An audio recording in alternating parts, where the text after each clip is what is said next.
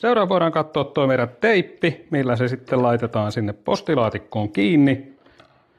Postilaatikkoon kiinni, mikä tulee tähän pieneen uraan. Ja teippihän meille tosiaan tulee Vantaalta Hotmeltiltä. Ne tulee meille tämmöisellä rullina. Ja tääkin tehdään käsin ja täältä otetaan aina rullasta pieni pätkä. Laitetaan tähän laminointipaperiin kiinni. Ei muuten helppoa kameran kanssa.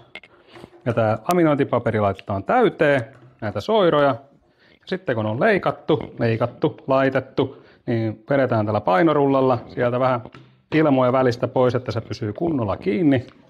Ja sitten mä oon tehnyt tällaisen uskomattoman hieno jikin ja nääkin sitten täällä meillä leikkaillaan tuossa oikeaan mittaan.